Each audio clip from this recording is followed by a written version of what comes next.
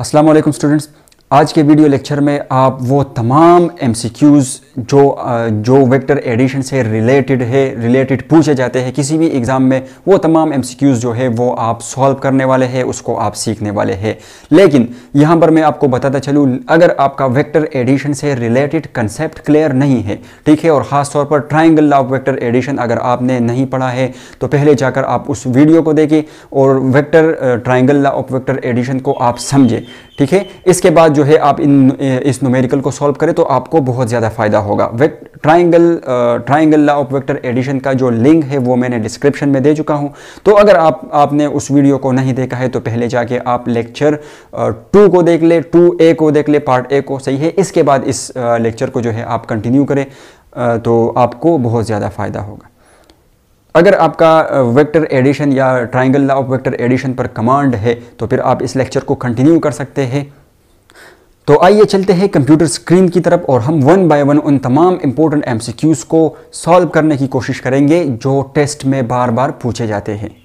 तो most important MCQs of vector addition and subtraction हम start करेंगे, ठीक है। इसके जितने भी मोस्ट इंपॉर्टेंट एमसीक्यूज़ है जो बार बार कम्पिटिटिव एग्ज़ाम में पूछे जाते हैं, यूनिवर्सिटी एंट्रेंस एग्ज़ाम में पूछे जाते हैं, या और जो हमारे पास फ़िज़िक्स के पेपर्स होते हैं या फिज़िक्स के टेस्ट होते हैं जिसमें पूछे जाते हैं, ठीक है। तो वो तमाम इंपॉर्टेंट एमसीक्यूज़ अभी हम यहाँ पर कवर करने वाले हैं, सही है। तो इनमें से पहला एमसीक्यूज़ है वेक्टर एडिशन एंड सब्ट्रैक्शन से रिलेटेड कि आपने क्या करना है, the vector that must be added to the vector. ये दो वेक्टर जो है इनके साथ आपने एक ऐसा वेक्टर जो है वो ऐड करना है कि इसका जो रिजल्टेंट वेक्टर आए वो आपके पास क्या आए, वो यूनिट वेक्टर आए। और वो यूनिट वेक्टर कहाँ पर होना चाहिए, वो होना चाहिए अलोंग द वाई एक्सिस, ठीक है। वो वाई एक्सिस के अलोंग होना चाहिए, ठीक है। तो वाई एक्सिस के अलोंग आपके पास यूनिट वेक्टर क्या होता है, ठीक है, वो यूनिट वेक्टर आपके पास होता है जे केप, ठीक है। तो इसको सॉल्व इस तरीके से करेंगे कि देखिए सबसे पहले हमें तो क्या करना है, एक ऐसा वेक्टर यहाँ पर ऐड करना है। लेट सपोज वो वेक्टर जो आपके पास है, लेट सपोज वो वेक्टर आपके पास ए है, ठीक है। ये वेक्टर ए जो है हमें ऐड करना है किसके साथ, इन दो वेक्टर के साथ, ठीक है। तो एक वेक्टर आपके पास क्या है, आई कैप, ठीक है। दूसरा आपके पास है -3j, ठीक है, और +2k। ये आपके पास एक वेक्टर हुआ, ठीक है। प्लस इन दो वेक्टर को हम क्या कर देंगे, ऐड कर देंगे, ठीक है। तो जो इसका रिजल्टेंट वेक्टर आएगा तो उसी के साथ हम इस वेक्टर को अगर ऐड कर दे तो रिजल्टेंट हमारा क्या आना चाहिए, जे कैप -7k कैप, ठीक है। तो इसको अब देखिए हमें ये एक ऐसा वेक्टर फाइंड करना है कि जिसके साथ हम इन दो वेक्टर को ऐड कर दें और इसका रिजल्टेंट हमारे पास यूनिट वेक्टर आ जाए। और वो कौन सा यूनिट वेक्टर, कि अलोंग द वाई एक्सिस, सही है। तो इस ए को हमें फाइंड करना है, तो इस ए को अपनी जगह पर रहने देते हैं और ये आपके पास बराबर हो जाएगा, ठीक है। चले इनको पहले हम क्या कर देते हैं, प्लस कर देते हैं। तो यहाँ पर आप देख सकते हैं कि देखिए आई और आपके पास आई और +3i आपके पास हो जाएगा 4i कैप, ठीक है। -3j और +6k आपके पास हो जाएगा +3j, ठीक है। और इसके अलावा जो 2k है आपके पास और यहाँ पर -7k है, ठीक है। तो ये आपके पास हो जाएगा -2, इससे आप माइनस कर दे तो ये हो जाएगा 5k कैप, ठीक है। और ये आपके पास बराबर हुआ j कैप के, सही। तो हमें ये वेक्टर फाइंड करना है तो इसको इसी साइड पर रहने देते हैं। तो आपके पास ये बराबर हो जाएगा vector a is equal to j vector, ठीक है। और इससे इसको आप माइनस कर देंगे 4i cap vector +3j cap, ठीक है, और -5k कैप, सही। तो ये आपके पास बराबर आ जाएगा, देखिए आपके पास ये बराबर आ जाएगा, देखिए माइनस साइन है, इन सब के साथ मल्टीप्लाई हो जाएगा। देखिए तो पहले आई टर्म, तो आई टर्म आपके पास आ जाएगा 4i कैप, ठीक है, प्लस अब देखिए यहाँ पर +j है और ये माइनस साइन जब आप इसके साथ मल्टीप्लाई कर देंगे तो यहाँ पर ये क्या हो जाएगा, ये माइनस यहाँ पर मल्टीप्लाई कर देंगे, जाहिर सी बात है, तो ये माइनस हो जाएगा, तो -3j और +1j, तो आपके पास ये हो जाएगा -2j। सही। और इस तरीके से माइनस माइनस ये प्लस हो जाएगा, तो ये आपके पास हो जाएगा +5k केप। ठीक है, तो ये आपके पास वो वेक्टर हुआ, ठीक है, कि जिसको हमने क्या, ये वो यूनिट वेक्टर होगा जो कहाँ पर होगा, अलोंग वाई एक्सिस होगा। ठीक है, वो यूनिट वेक्टर जिसको अगर हम इन दो यूनिट वेक्टर के साथ ऐड करेंगे तो ये हमें क्या देगा, एक यूनिट वेक्टर देगा, रिजल्टेंट क्या देगा, यूनिट वेक्टर देगा, और वो यूनिट वेक्टर कहाँ होगा, अलोंग वाई एक्सिस होगा। सही है, तो इस तरीके से आप ये यूनिट वेक्टर जो है फाइंड कर सकते हैं। नेक्स्ट जो MCQs है वो भी आसान MCQs है। सही है, तो इस MCQs में आपको ये कहा जा रहा है कि एक हाल है और उस हाल की डायमेंशन आपको दी गई है। ठीक है, आपके पास एक हाल है और उस हाल का डायमेंशन गिवन है। फॉर एग्जांपल हाल आपके पास 3D होगा, मैं यहाँ पर एक क्यूब ड्रॉ करने, चले क्यूब ड्रॉ नहीं करते हैं, यहाँ पर मैं डायरेक्ट इसकी एक्सिस ड्रॉ कर देता हूँ। ठीक है, वैसे अगर हम क्यूब भी ड्रॉ कर दे तो ये बेहतर होगा। ठीक है, ये आपके पास क्यूब जो है मैं इसको ड्रॉ करने की कोशिश कर रहा हूँ। ठीक है, ये आपके पास क्यूब हुआ, ये एक लेट सपोज आपके पास क्या है, एक रूम है। ठीक है, और इस रूम के 3 डायमेंशन है। ठीक है, एक डायमेंशन जो है इसका, यहाँ चले इसको देख लेते हैं, एक डायमेंशन जो है आपके पास ये हुआ। ठीक है, इसकी हाइट, एक डायमेंशन इसकी आपके पास क्या हुआ, ये जो आपके पास है इसको ब्रीथ हम कह सकते हैं। ठीक है, विड्थ कह सकते हैं। ठीक है, और एक आपके पास ये हुआ।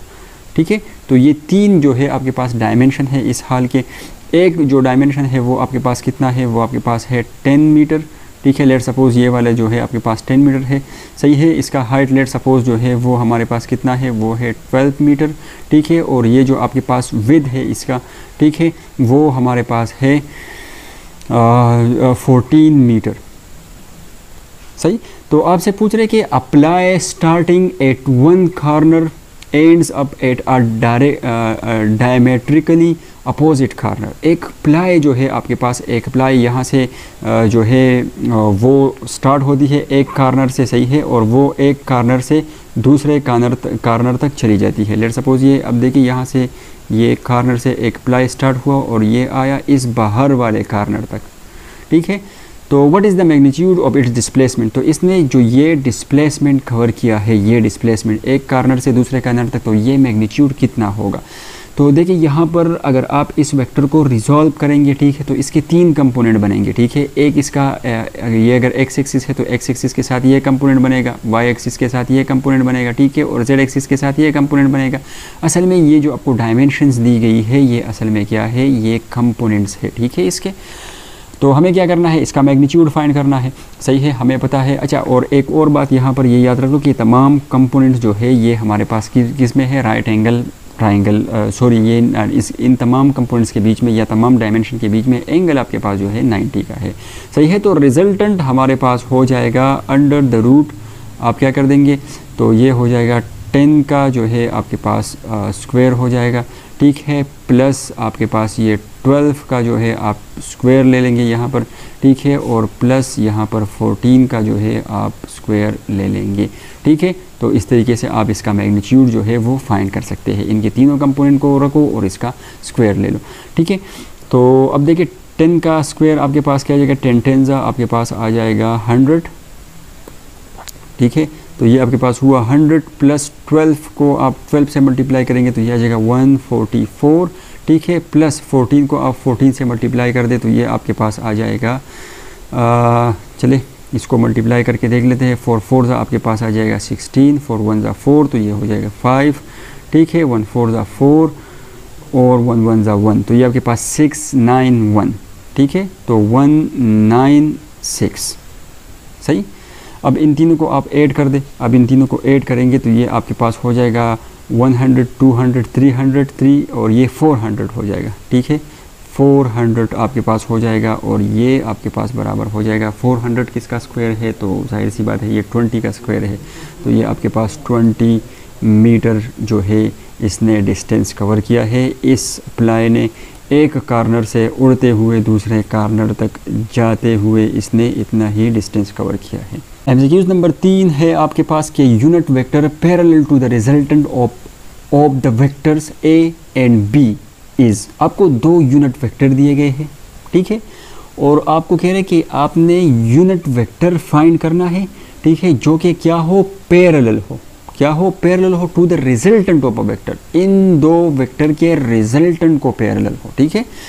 तो सबसे पहले तो यूनिट वेक्टर तो आप बाद में फाइंड करेंगे, सबसे पहले तो आप इन 2 वेक्टर का रिजल्टेंट फाइंड करके दे दो। सही है कि इन 2 वेक्टर का रिजल्टेंट जो है वो हमारे पास एक्चुअली क्या है, ठीक है। तो रिजल्टेंट 2 वेक्टर का आप किस तरीके से फाइंड करेंगे, तो ये आसान है। सही है, देखिए 2 वेक्टर गिवन है, तो अब इसको ए वेक्टर को आप क्या कर देंगे, प्लस कर देंगे बी वेक्टर के साथ, ठीक है। तो इसका जो रिजल्टेंट वेक्टर आएगा, मैग्नीट्यूड नहीं, वेक्टर जो आएगा वो क्या आएगा आपके पास, दोनों को प्लस कर दो, देखिए तो 4i और माइनस आई कैप जो है ये आपके पास हो जाएगा 3i कैप, ठीक है, और +3 और +3 आपके पास हो जाएगा 6j कैप, ठीक है, और +6 और -8 आपके पास हो जाएगा -2k कैप। सही है, तो ये आपके पास रिजल्टेंट वेक्टर आया किस चीज़ का, a + b का रिजल्टेंट वेक्टर आया। अब देखिए इसका मैग्नीट्यूड फाइंड कर दो, ठीक है, इस रिजल्टेंट वेक्टर का आप मैग्नीट्यूड फाइंड करो। तो मैग्नीट्यूड आप किस तरीके से फाइंड करेंगे, a + b मैग्नीट्यूड, और ये आपके पास बराबर हो जाएगा √, ठीक है। तो इसके जो कंपोनेंट है, x कंपोनेंट जो है, y कंपोनेंट जो है, इनका आप स्क्वायर ले लें। सही है, तो 3 का स्क्वायर, तो 3 3 9 हो जाएगा, ठीक है, प्लस 6 का स्क्वायर, ये आपके पास 6 का स्क्वायर, तो 6 6 जो है आपके पास 36 होता है, ठीक है। और इसके अलावा जो है आप +2 का आप स्क्वायर ले लें, तो 2 2 4 हो जाएगा। सही है, तो ओवरऑल जो इसका मैग्नीट्यूड होगा a + b वो आपके पास आ जाएगा √49, ठीक है, √49, और 7 7 आपके पास 49 होता है। तो आप इसको जो है 7 की पावर 2 लिख सकते हैं, ठीक है। अगर मैं इसको यूँ लिख दूँ 7 की पावर 2 तो ये ठीक होगा। सही है, तो ये 2 और रूट कैंसिल हो जाएगा, और इसका जो मैग्नीट्यूड हमारे पास बचेगा वो मैग्नीट्यूड हमारे पास कितना बचेगा, वो बचेगा 7। सही, तो ये आपके पास जो है इसका मैग्नीट्यूड आया, ठीक है। तो इसको थोड़ा सा जो है मैं मैग्नीट्यूड इसकी बना दूँ। सही है, ये हमारे पास मैग्नीट्यूड आया, इसका कितना आया, 7। अब हमें क्या करना है, हमारे पास वेक्टर आ चुका है, रिजल्टेंट वेक्टर आ चुका है, सही है, और उसका मैग्नीट्यूड आ चुका है। अब हमें वो यूनिट वेक्टर मालूम करना है जो इस रिजल्टेंट के किस चीज़ में हो, इस रिजल्टेंट के पैरेलल हो, ठीक है।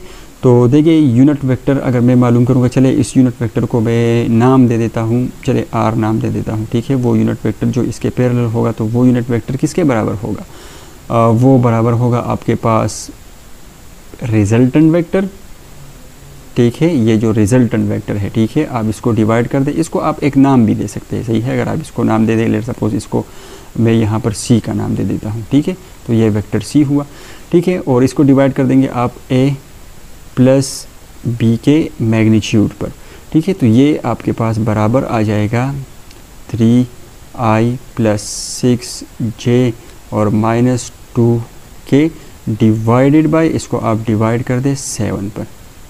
सही, तो अब जो है आप इसको इनके साथ भी लिख सकते हैं, 3/7, इसको थोड़ा सा रीअरेंज करेंगे आप, तो इसको आप लिख सकते हैं, ठीक है।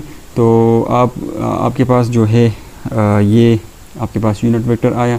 सही है, ये वो यूनिट वेक्टर है जो कि क्या होगा, पैरेलल होगा इस a + b, इन 2 वेक्टर के रिजल्टेंट के, 2 वेक्टर का रिजल्टेंट a + b आया, और इस a + b के पैरेलल जो यूनिट वेक्टर होगा वो आपके पास होगा 3/7i कैप + 6/7j कैप, ठीक है, और -2/7k कैप। आप एलसीएम को ब्रेक कर दो, तो ये रिक्वायर्ड आपके पास यूनिट वेक्टर है जो कि क्या होगा, पैरेलल होगा किस चीज़ को, ये पैरेलल होगा इन दो वेक्टर्स के रिजल्टेंट को, जो कि हमने यहाँ पर फाइंड किया है। सही, तो नेक्स्ट एमसीक्यूज़ में आपको बताया जा रहा है कि देयर आर 2 फोर्स वेक्टर, ठीक है। आपको दो फोर्स वेक्टर दिए गए हैं, एक आपके पास 5 न्यूटन का है, दूसरा आपके पास 12 न्यूटन का है, ठीक है। एट व्हाट एंगल, आपने इनके बीच में एंगल फाइंड करना है। The two vector be added to get a resultant, angle आपके पास क्या होगा इन दो वेक्टर के बीच में, अगर रिजल्टेंट आपके पास 17 न्यूटन होगा, ठीक है। तो आप यहाँ पर देखिए, आपको जो गिवन चीज़ें हैं उसमें से सबसे पहले आपके पास जो है, लेट सपोज जो फोर्स है F1, ठीक है, वो गिवन है, वो कितना गिवन है, वो गिवन है 5 न्यूटन, ठीक है। इस तरीके से जो आपके पास फोर्स F2 है, ठीक है, वो कितना है, वो आपके पास गिवन है 12 न्यूटन, सही। एट व्हाट एंगल, एंगल आपने फाइंड करना है, सही है। और एक और चीज़ आपको गिवन है, वो है इन दो फोर्सेस का रिजल्टेंट, ठीक है, जो कि आपके पास 17 न्यूटन है, सही है। तो रिजल्टेंट गिवन है और आपने मालूम क्या करना है, एंगल जो है वो आपने फाइंड आउट करना है, सही है। तो अब according to law of cosine की बात करेंगे या वेक्टर लॉ ऑफ एडिशन, ठीक है। उसके मुताबिक जो रिजल्टेंट होता है, ठीक है, जो रिजल्टेंट होता है किसी भी दो वेक्टर का, उसका magnitude, the magnitude of resultant of any two vector जो होता है वो आपके पास बराबर होता है R is equal to under the root, ठीक है, वेक्टर फर्स्ट का स्क्वायर, ठीक है।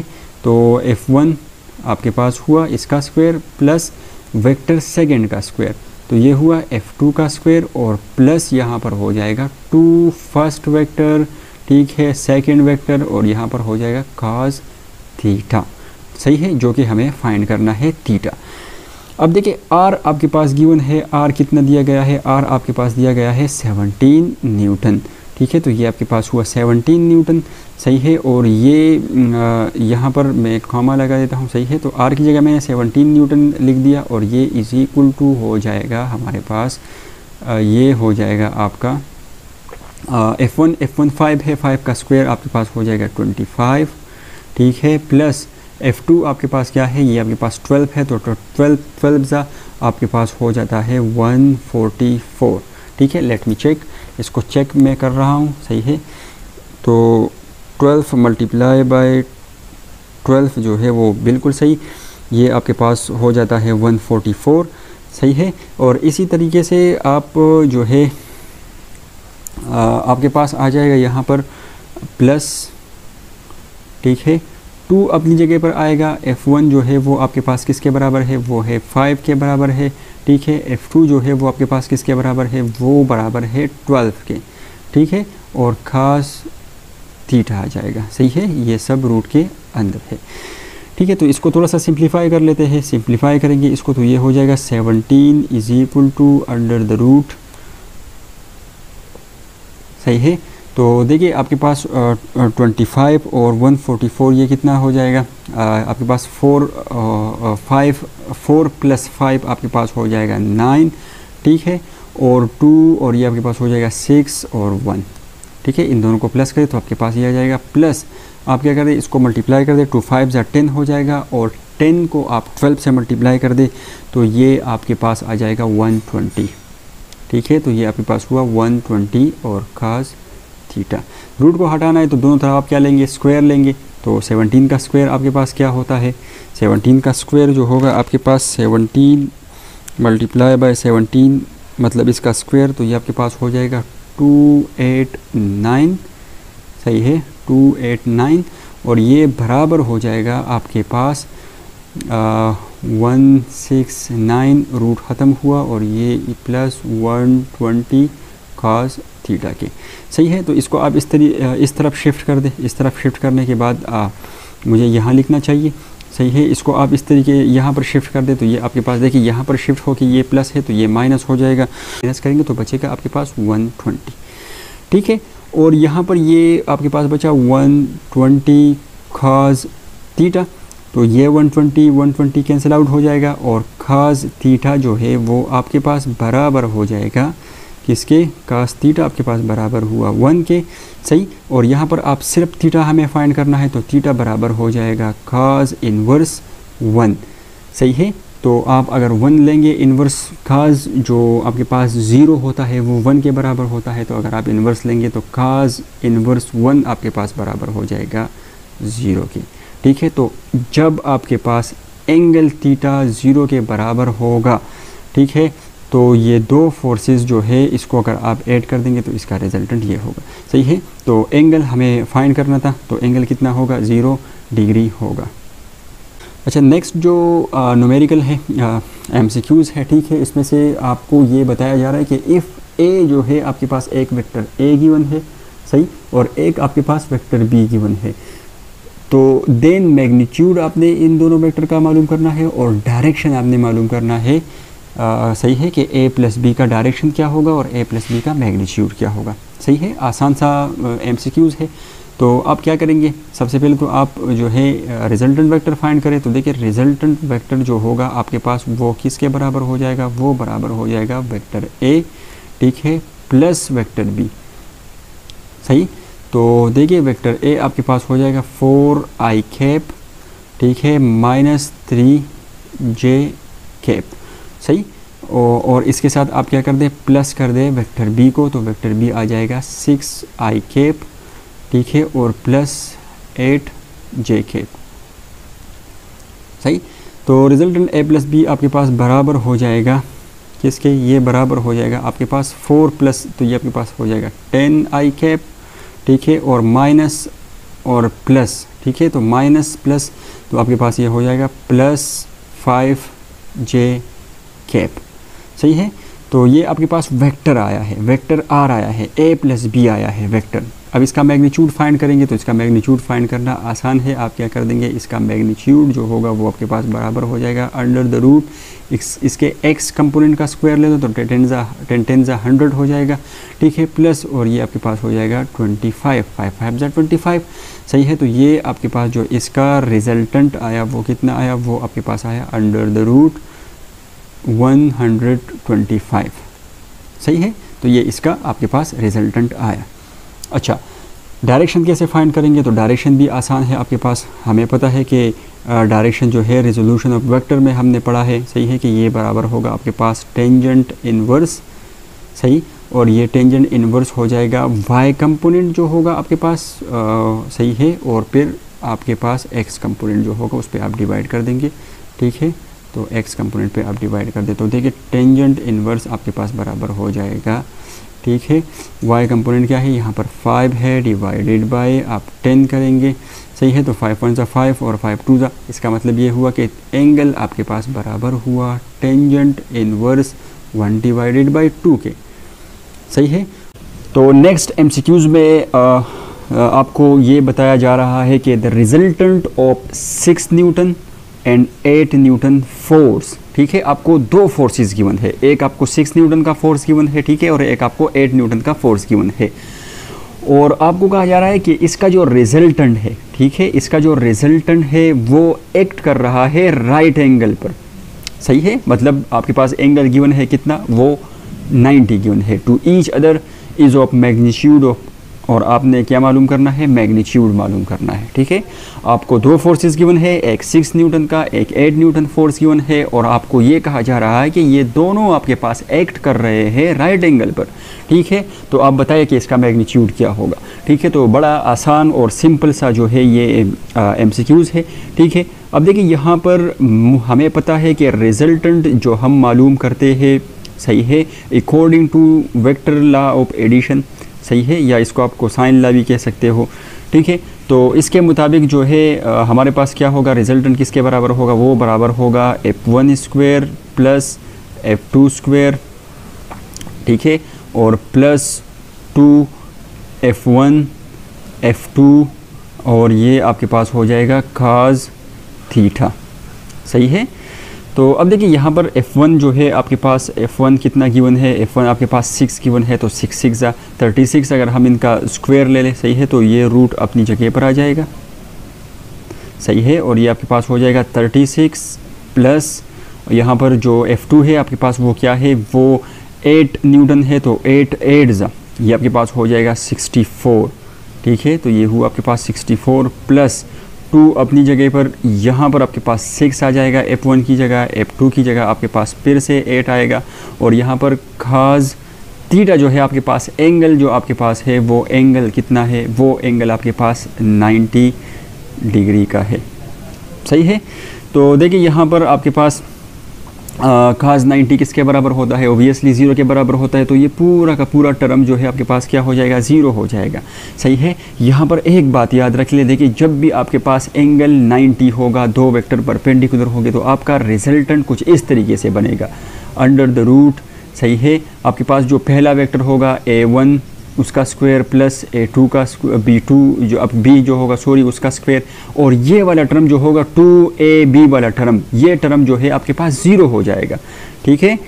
तो ये इसके बराबर होगा। तो डायरेक्ट आप इस फार्मूले से नेक्स्ट टाइम जो है वो फाइंड करेंगे जब आपके पास दो वेक्टर राइट एंगल ट्राइंगल पर होंगे। सही है। तो ये आपके पास ये टर्म हमारे पास 0 के बराबर हुआ। अब देखिए 36 और 64 आपके पास कितना होता है, तो ये आपके पास पूरा का पूरा आपके पास 100 हो जाएगा। सही है। देखिए 4 और 6 आपके पास जो है ये 10 हो जाएगा, तो और यहाँ पर 6 और 3 9, तो एक वो, तो ये आपके पास हो जाएगा पूरा का पूरा 100, और इसका रूट आपके पास आ जाएगा 10। ठीक है। तो 10 न्यूटन जो है इसका रिजल्टेंट हुआ। अच्छा, नेक्स्ट एमसीक्यूज़ में आपको ये बताया जा रहा है कि द मैग्नीट्यूड। ठीक है। सबसे पहले आपको क्या बताया कि मैग्नीट्यूड ऑफ द रिजल्टेंट का मैग्नीट्यूड, ठीक है, of two forces is F. ठीक है। आपको ये बताया जा रहा है कि आपके पास दो फोर्सेस है, अगर आप इन दो फोर्सेस का रिजल्टेंट लेते हैं तो उस रिजल्टेंट का जो है आपके पास मैग्नीट्यूड क्या होता है, एफ होता है। ठीक है। The magnitude of each force is F, और दोनों फोर्सेस का मैग्नीट्यूड भी आपके पास एफ है। Then the angle between the forces must be, तो दोनों फोर्सेस के बीच में एंगल क्या होगा। ठीक है। इसको ज़रा समझे। देखिए आपको बताया जा रहा है कि लेट सपोज आपके पास फोर्स F1 है। ठीक है। तो इस फोर्स F1 का जो मैग्नीट्यूड है, ठीक है, वो आपके पास F हुआ। सही। इस तरीके से आपके पास जो दूसरा फोर्स है लेट सपोज वो F2 है। ठीक है। तो इस फोर्स F2 का जो मैग्नीट्यूड है वो भी आपके पास क्या है, F है। और फिर आपको ये बताया जा रहा है कि इन दोनों फोर्सेस का अगर आप सम लेंगे, इन दोनों फोर्सेस का अगर आप रिजल्टेंट लेंगे, ठीक है, तो उस रिजल्टेंट का मैग्नीट्यूड भी एफ होगा। तो बताए इनके बीच में ये जो दो फोर्सेस है इनके बीच में एंगल जो है हमारे पास क्या होगा, ये एंगल आपने इंडिकेट करवाना है। ठीक है। तो अब यहाँ पर आपको जो दो फोर्सेस है उनका मैग्नीट्यूड और रिजल्टेंट का मैग्नीट्यूड सेम है। ठीक है। और आपने एंगल बताना है, तो इसके लिए आप क्या करेंगे, हमें पता है कि देखिए अगर किसी भी जो हमारे पास दो वेक्टर है वो ऐड होते हैं, तो according to triangle law of vector addition हमें पता है कि इसका जो रिजल्टेंट बनेगा, ठीक है, तो उस रिजल्टेंट का जो मैग्नीट्यूड होगा वो हमारे पास बराबर होगा किसके, अंडर द रूट। ठीक है। तो फर्स्ट वेक्टर जो कि हमारे पास F1 है उसका स्क्वायर, प्लस आपके पास सेकेंड वेक्टर जो कि हमारे पास क्या है, F2 है उसका स्क्वायर, और प्लस हमारे पास 2 फर्स्ट वेक्टर F1 F2, और यहाँ पर हो जाएगा cos थीटा। ठीक है। तो देखिए यहाँ पर आप क्या करेंगे, R कितना गिवन है आपके पास, F गिवन है, F1 F है, F2 F है, तो इन तमाम में आप क्या कर दे, F फुट कर दे। सही है। तो देखिए ये आपके पास हो जाएगा F is equal to under the root. ठीक है। तो F1 क्या, इसका मैग्नीट्यूड कितना है F1 का, वो आपके पास F है। ठीक है। और प्लस F2 का मैग्नीट्यूड वो भी F है, प्लस 2 F1 वो भी F, F2 वो भी F। सही है। और आपके पास हो जाएगा यहाँ पर cos थीटा। सही, ये आपके पास हुआ cos थीटा।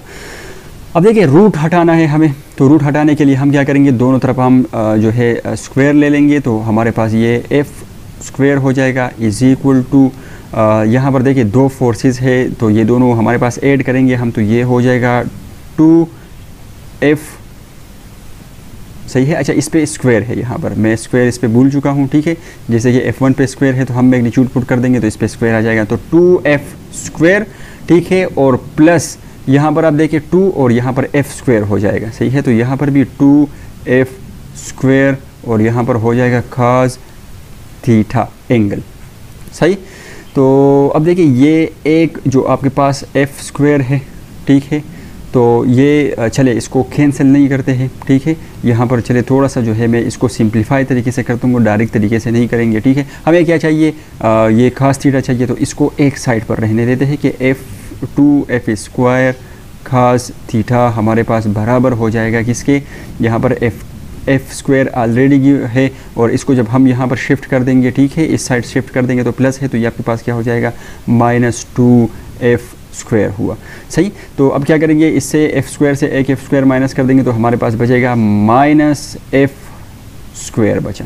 सही, तो जो इक्वेशन है वो हमारे पास ये बचा कि 2f square cos theta is equal to -f square. अब देखिए यहाँ पर ये और ये कैंसिल आउट हो जाएगा। सही है, और आपके पास जो इक्वेशन है वो बचेगा 2 cos theta is equal to -1। 2 को आप यहाँ पर शिफ्ट कर देंगे। सही है, तो आपके पास जो cos थीटा होगा, cos थीटा वो आपके पास बचेगा -1 और 2। हमें सिर्फ थीटा चाहिए।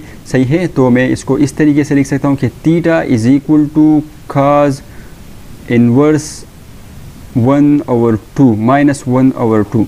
सही है, तो ये जो आपके पास cos इनवर्स -1/2 है, तो ये मेरे ख्याल से आपके पास बराबर होता है, ये आपके पास बराबर होता है 120 डिग्री का।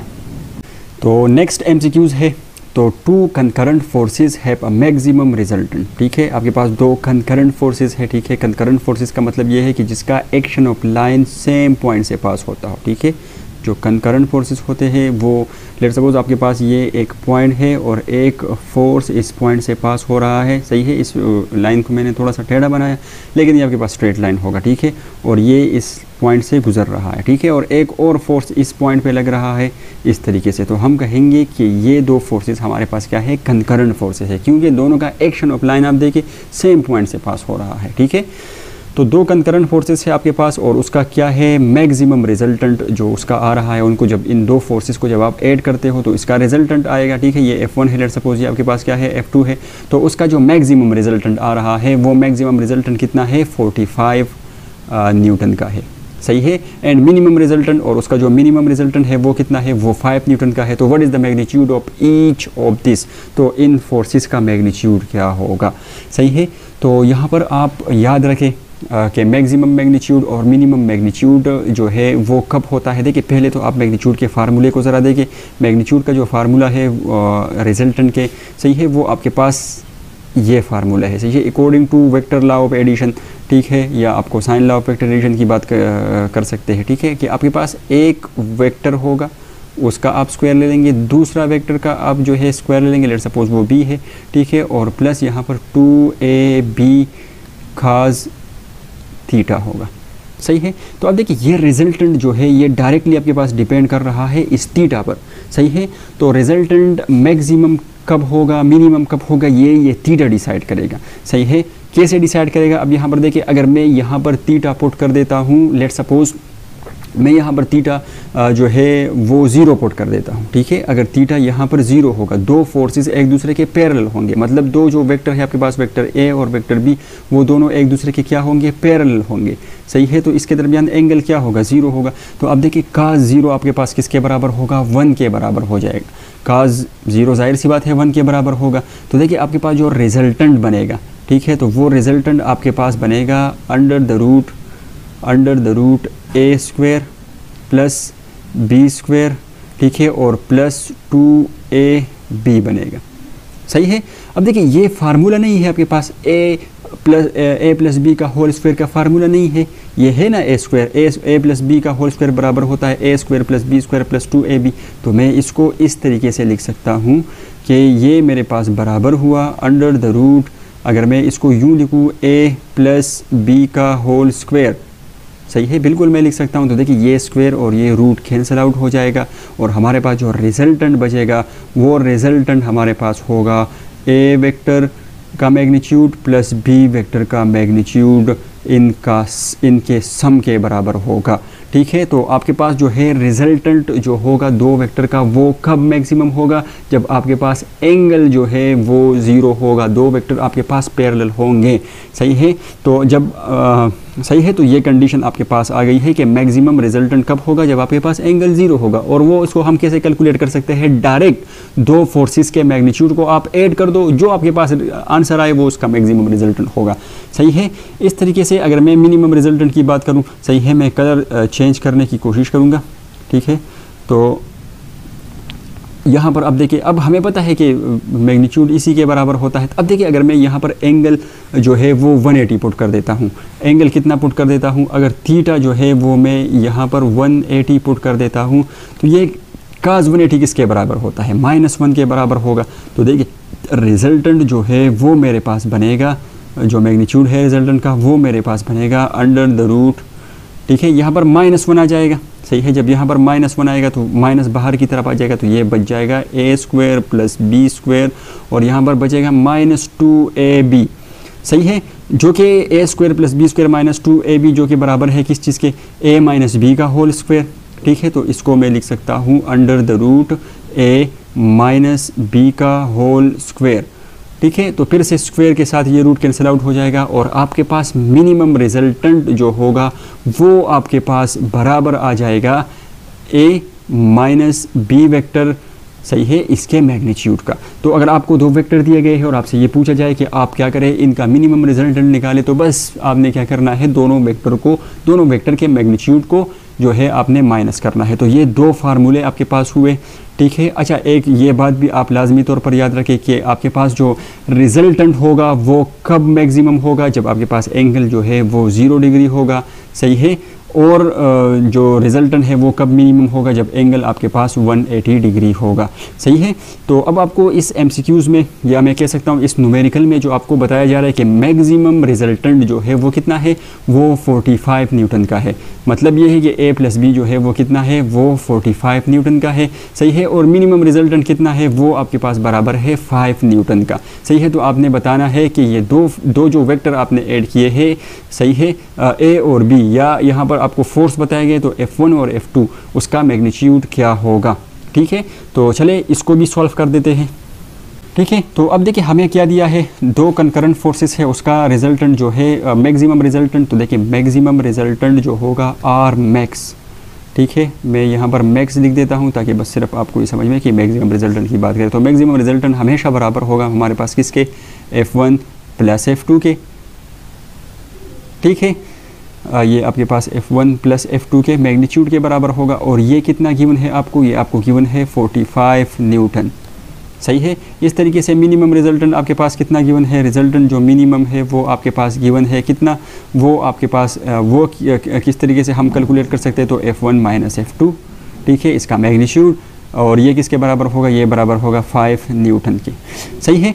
तो अब देखिए दो इक्वेशन हमारे पास आ चुके हैं। एक इक्वेशन हमारे पास ये आया है कि F1 + F2 जो है वो हमारे पास बराबर है 45 न्यूटन के, सही है, और दूसरा ये है कि F1 - F2 जो है वो हमारे पास बराबर है 5 न्यूटन के।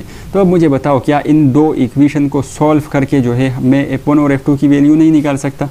बिल्कुल निकाल सकता हूँ। किस तरीके से, देखिए अगर हम इन दोनों वेक्टर को ऐड कर देंगे तो यहाँ पर देखिए इसके साथ जो है F2 के साथ प्लस है, यहाँ पर माइनस है, तो ये कैंसिल आउट हो जाएंगे, ठीक है। इसको ऐड करते हैं, चले यहाँ पर देखिए अगर मैं इसको ऐड कर दूँ, यहाँ पर मुझे एक लाइन ड्रॉ करना चाहिए, ठीक है। तो देखिए आपके पास क्या हो जाएगा, 2F1 और ये प्लस और माइनस ये दोनों एक दूसरे के साथ कैंसिल आउट हो जाएंगे, और ये बराबर हो जाएगा इज इक्वल टू प्लस हो रहा है, ठीक है। तो 45 प्लस, तो ये आपके पास 50 न्यूटन हो जाएगा, सही है। तो 2 को आप वहाँ पर शिफ्ट कर दे, 50 पर डिवाइड कर दे, तो आपके पास जो F1 होगा वो F1 बराबर आ जाएगा 25 न्यूटन का, सही है। तो F1 25 न्यूटन का। अब F2 आप मालूम करो, किसी भी इन दोनों में से किसी भी इक्वेशन में आप F1 की वैल्यू पुट कर दो, F2 की वैल्यू फाइंड कर दो। तो चले इस इक्वेशन में मैं पुट कर देता हूँ। देखिए F1 माइनस F2 जो है वो आपके पास कितना बराबर है, 5 न्यूटन का। तो इसमें से F1 की वैल्यू पुट कर दो जो कि 25 है, माइनस ये आपके पास हो जाएगा F2 is equal to 5 Newton, ठीक है। तो यहाँ से आप F2 को जो है इजीली फाइंड कर सकते हो, ठीक है। तो आपके पास माइनस F2 जो है वो बराबर हो जाएगा 25, यहाँ पर इसके साथ प्लस है तो वहाँ शिफ्ट होके माइनस हो जाएगा, तो माइनस 20, ठीक है। अच्छा ये आपके पास माइनस हो जाएगा माइनस 25, और यहाँ पर प्लस जो है वो आपके पास 5 है, तो ये आपके पास हो जाएगा माइनस 25 प्लस, तो ये आपके पास सही है माइनस 20 हो जाएगा, और यहाँ पर आपके पास F2 माइनस 25, तो माइनस माइनस प्लस हो जाएंगे, ठीक है। तो मतलब ये है कि F2 जो आपके पास होगा वो आपके पास बराबर आ जाएगा 20 न्यूटन का, ठीक है। तो इसी तरीके से अगर आपको मैक्सिमम मिनिमम रिजल्टेंट दिया गया हो तो आप इससे ईज़िली जो है दो फोर्सेस के या दो जो वेक्टर है जिसके नतीजे में ये रिजल्टेंट आ रहा है उसका मैग्नीट्यूड फाइंड कर सकते हैं। अच्छा, नेक्स्ट जो आपके पास MCQs है उसमें से आपको ये बताया जा रहा है कि टू फोर्सेस ऑफ मैग्नीट्यूड, आपको दो फोर्स गिवन है। सही है, क्या गिवन है? दो फोर्सेस गिवन है, इनका जो मैग्नीट्यूड है, ठीक है, मैग्नीट्यूड कितना है? 20 न्यूटन है और एक का मैग्नीट्यूड कितना है? 10 न्यूटन है। Act at a point that which one of the following can not be there possible सम।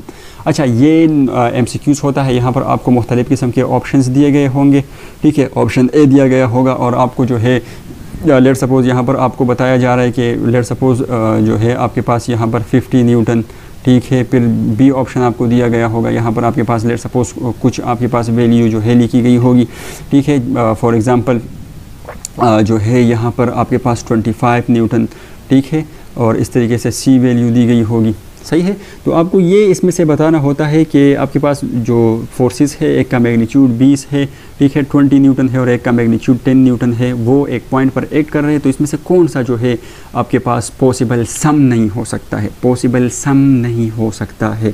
सही है, बहुत सारे ऑप्शंस आपको दिए गए होंगे। तो देखिए, पॉसिबल सम, ज़्यादा से ज़्यादा सम इन दो वेक्टर का क्या हो सकता है, ठीक है। तो आप याद रखिए कि जो रिजल्टेंट होगा, मैक्सिमम रिजल्टेंट का मैग्नीट्यूड जो होगा वो आपके पास बराबर होगा किसके?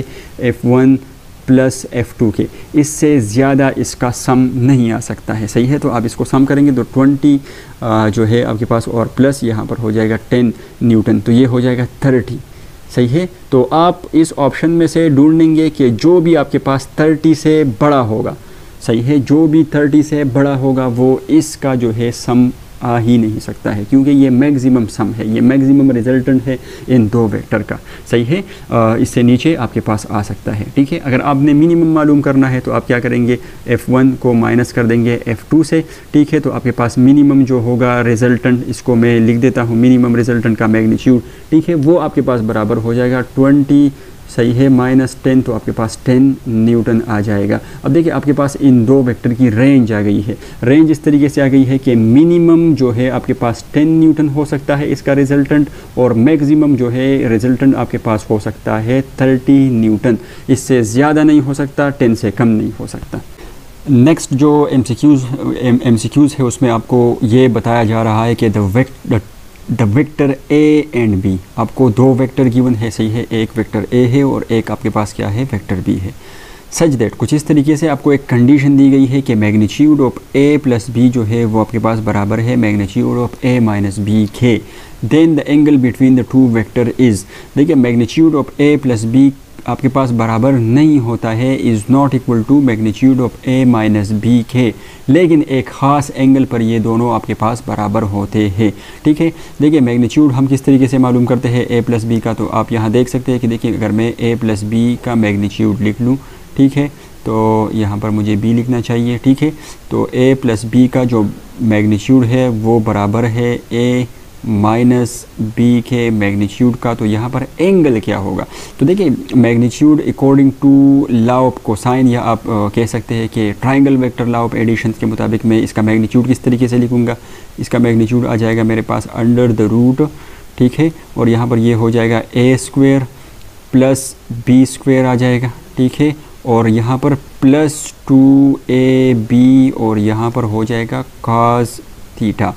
सही, और ये बराबर हो जाएगा equal to under the root, ठीक है, और ये आपके पास बराबर हो जाएगा A square plus B square और यहाँ पर हो जाएगा माइनस 2ab cos थीटा, ठीक है। तो ये जो आपके पास इनका मैग्नीट्यूड जो है वो इसके बराबर होगा। सही है, अब देखिए यहाँ पर आप देख सकते हैं कि यहाँ पर देखिए ये रूट और रूट आपके पास कैंसिल हो जाएगा।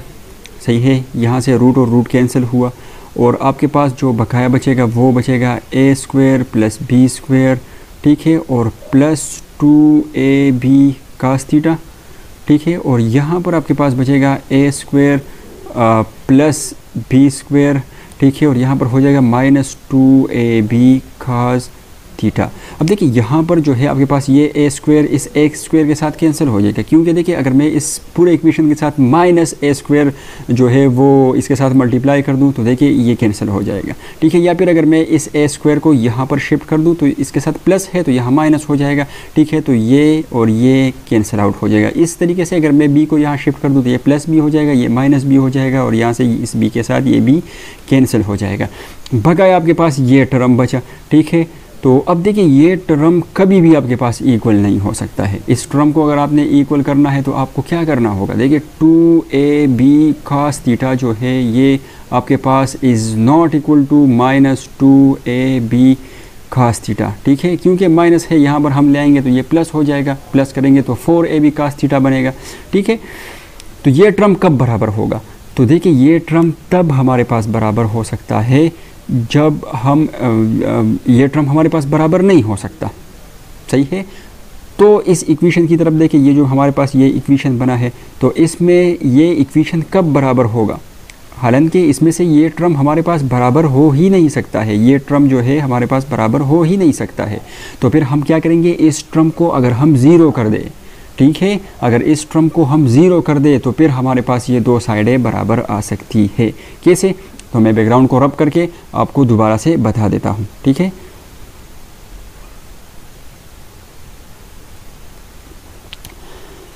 अच्छा, अब देखिए यहाँ पर मैं दोबारा इस इक्वेशन को लिख देता हूँ, ठीक है। आपके पास ये हो जाएगा A square plus B square, ठीक है। और यहाँ पर आपके पास हो जाएगा plus 2ab cos theta is equal to under the root, आपके पास ये हो जाएगा A square plus B square और माइनस 2ab cos थीटा, ठीक है। अब ये आपके पास इक्वल नहीं है, लेकिन अगर हम इस टर्म को और इस टर्म को यहाँ से हटाने में कामयाब हो जाते हैं, इसको ज़ीरो करने में कामयाब हो जाते हैं, तो फिर दोनों साइड आपके पास इक्वल आ जाएगी। तो ये आपके पास कब ज़ीरो होगा, जब cos थीटा ज़ीरो होगा। cos थीटा जो है ज़ीरो कब होता है, जब आपके पास थीटा जो है वो 90 होगा, सही है। तो मैं अगर इसमें से थीटा 90 पुट कर दूंगा तो देखिए ये टर्म cos 90 ज़ीरो हो जाएगा, तो ये टर्म ज़ीरो हो जाएगा। आपके पास बचेगा under root A square plus B square is equal to under the root, यहाँ से cos 90 ज़ीरो हो जाएगा तो ख़त्म हो जाएगा और आपके पास बचेगा ए स्क्वायर प्लस बी स्क्वायर, ये आपके पास बचा, सही। तो इसका मतलब है कि cos 90 आपके पास वो एंगल है कि जिस एंगल पर magnitude of A plus B बराबर होगा magnitude of A minus B के। अच्छा, नेक्स्ट जो आपके पास MCQs है उसमें से आपको ये बताया जा रहा है कि टू वेक्टर, आपको फिर से दो वेक्टर दिए गए हैं, एक वेक्टर ए है, एक आपके पास वेक्टर बी है, और वो कुछ इस तरीके से है कि वेक्टर ए प्लस बी जो है वो आपके पास बराबर है किसके, ए के, ठीक है। अगर आप ए के साथ बी को प्लस करते हैं तो वो ए के बराबर है, ठीक है।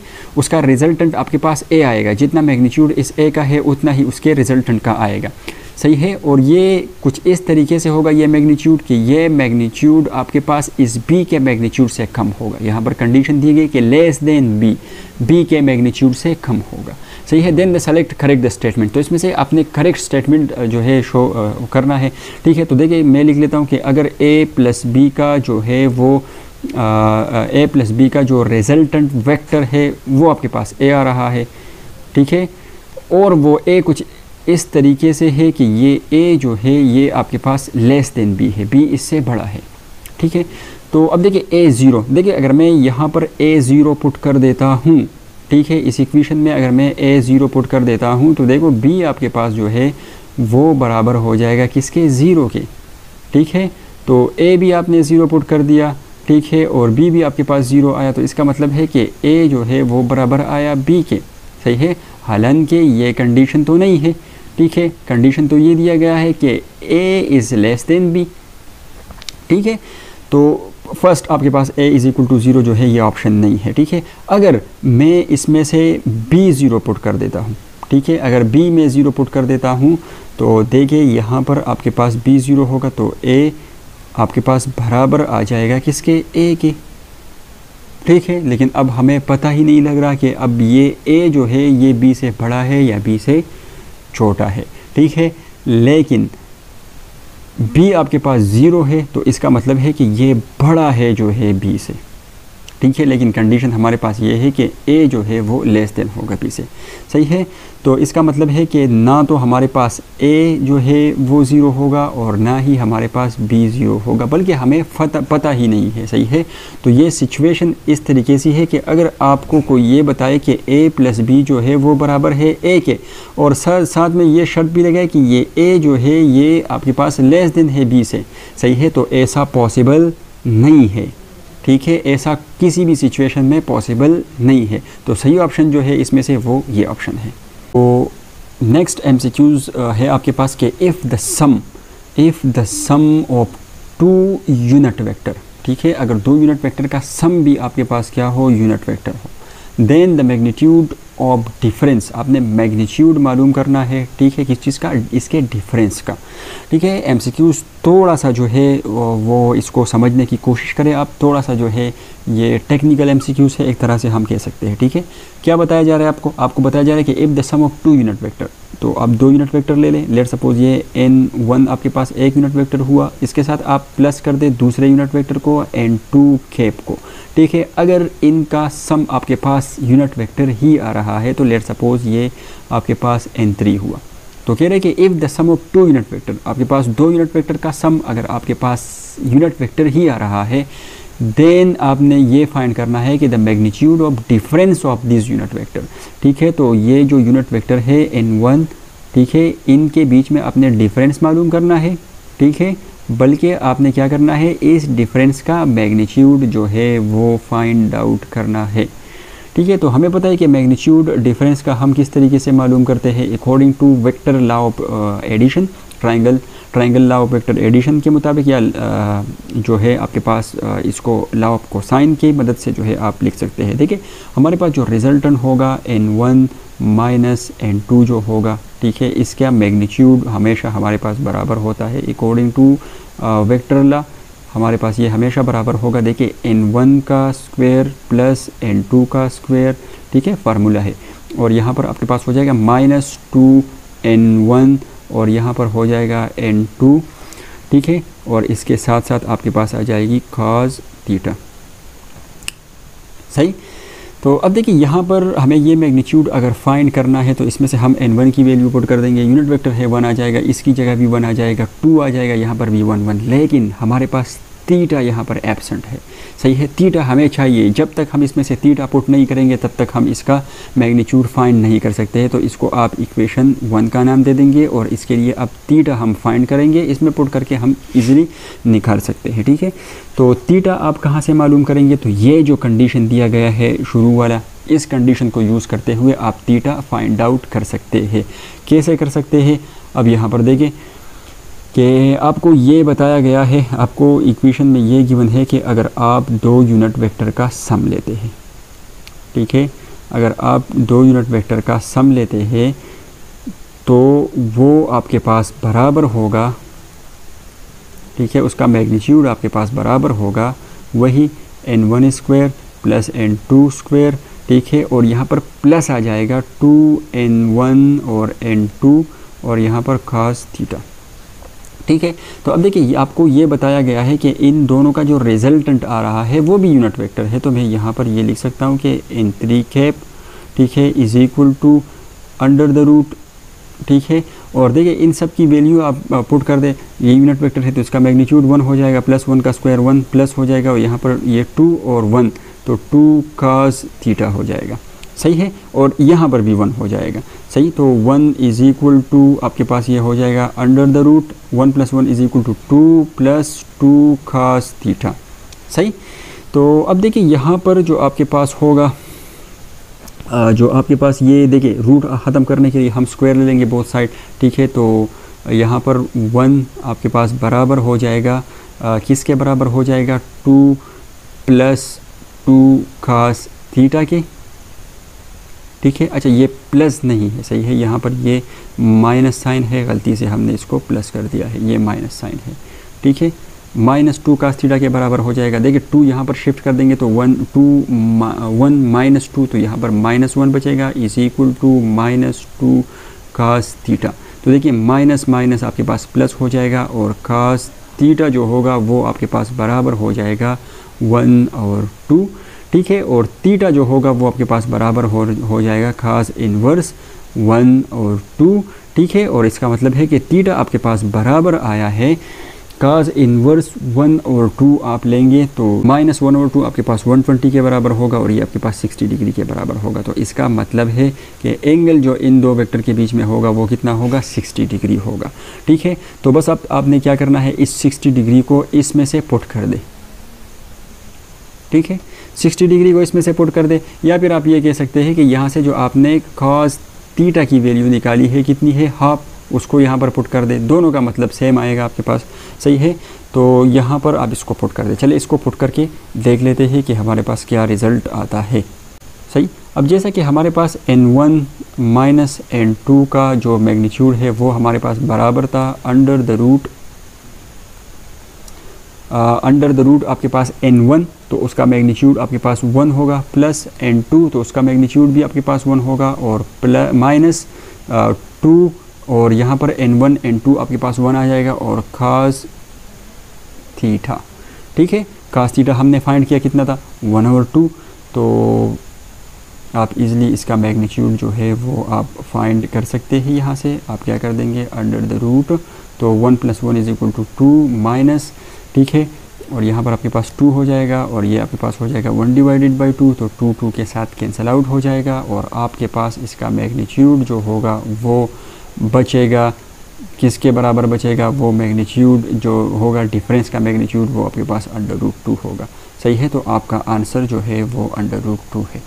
तो नेक्स्ट MCQs में आपको ये बताया जा रहा है कि 2 वेक्टर, आपको 2 वेक्टर गिवन है, एक वेक्टर A है, एक वेक्टर B है, और ये दोनों वेक्टर आपके पास लाई कर रहा है इन अ प्लेन, मतलब सेम प्लेन में, सही है। दोनों का प्लेन क्या है आपके पास, सेम है।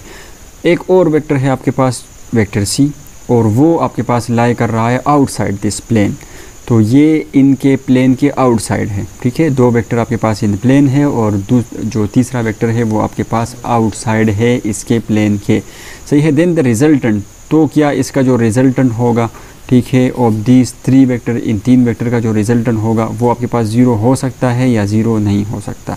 पहले तो सवाल को समझे ज़रा, आपको क्या बताया जा रहा है। आपको बताया जा रहा है कि लेट सपोज आपके पास ये एक कोऑर्डिनेट सिस्टम है, ठीक है। आपके पास ये x एक्सिस हुआ, ये आपके पास y एक्सिस हुआ, सही है। और लेट सपोज ये आपके पास z एक्सिस हुआ, सही। तो अब देखिए आपके पास ये XY प्लेन है। चले मैं इसको, ये x हुआ, ठीक है, मैं इसको y कर देता हूँ, ठीक है, और इसको z एक्सिस कर देता हूँ ताकि थोड़ा और भी आपको आसानी समझ में आ जाए। वो आपको कह रहे हैं कि आपके पास 2 वेक्टर है, ठीक है। एक वेक्टर A है, लेट सपोज, सही है, आपके पास ये लेट सपोज आपके पास ये एक वेक्टर A है, ठीक है, और दूसरा आपके पास है वेक्टर B, ठीक है। और ये दोनों वेक्टर जो है आपके पास सेम प्लेन में लाई कर रहे हैं, सही है। इस प्लेन में आपके पास लेट सपोज ये लाई कर रहे हैं, ठीक है। आप इस प्लेन को देख सकते हो, ठीक है। इस प्लेन में XY प्लेन में लाई कर रहे हैं, ठीक है। और जो तीसरा वेक्टर है वो आपके पास लेट सपोज जो है वो आपके पास लाई कर रहा है इस प्लेन के आउटसाइड। आउटसाइड मतलब है कि किसी दूसरे प्लेन में लाई कर रहा है। लेट सपोज वो आपके पास लाई कर रहा है इस Z और X प्लेन में, ठीक है। लेट सपोज वो आपके पास कुछ इस तरीके का है, सही है। मैं इसको यहाँ से ओरिजिन से ड्रॉ कर देता हूँ, ठीक है। इस तरीके का आपके पास C है, सही है। तो वो आपको कह रहे हैं कि क्या अगर हम इन तीनों वेक्टर को सम कर दें, सही है, हम वेक्टर A को अगर ऐड कर दें वेक्टर B के साथ किसी भी तरीके से, इसका मैग्नीट्यूड जो भी हो, इनके बीच में एंगल जो भी हो, ठीक है, तो क्या हमारे पास ये 0 के बराबर हो सकता है। तो ये 0 के बराबर बिल्कुल भी नहीं हो सकता है, ठीक है। क्यों नहीं हो सकता, क्योंकि देखिए आपके पास कोप्लेनर वेक्टर नहीं है, सही है, नॉन कोप्लेनर वेक्टर है। और कम से कम हमें नॉन कोप्लेनर वेक्टर जो है अगर हमें 0 करना है तो कम से कम हमें नॉन कोप्लेनर वेक्टर कितने चाहिए, 4 वेक्टर चाहिए, ठीक है। नॉन कोप्लेनर जो हमारे पास वेक्टर है वो हमारे पास कम से कम 4 वेक्टर चाहिए 0 रिजल्टेंट हासिल करने के लिए, ठीक है। अगर आप 0 रिजल्टेंट हासिल करना चाहते हैं नॉन कोप्लेनर वेक्टर का मतलब जो कि एक प्लेन में नहीं हो, तो फिर आपको 4 वेक्टर चाहिए, सही है। और फिर आप उसको किसी तरीके से अरेंज करके 0 हासिल कर सकते हैं। फॉर एग्जांपल ये आपके पास A है, तो अगर आप B को इस डायरेक्शन में ड्रॉ कर देते हैं, ठीक है, तो ये A और B एक दूसरे का कैंसिल इफेक्ट कर देगा। और यहाँ पर C है तो एक और वेक्टर होगा D, तो आप इसको यहाँ पर ड्रॉ करके ये दोनों एक दूसरे के इफेक्ट को कैंसिल कर देंगे और आप नॉन कोप्लेनर वेक्टर का जो रिजल्टेंट होगा वो आपके पास 0 आ जाएगा, सही है। सिर्फ यही एक आपके पास जो मिनिमम नंबर ऑफ वेक्टर चाहिए नॉन कोप्लेनर वेक्टर 0 हासिल करने के लिए वो 4 चाहिए।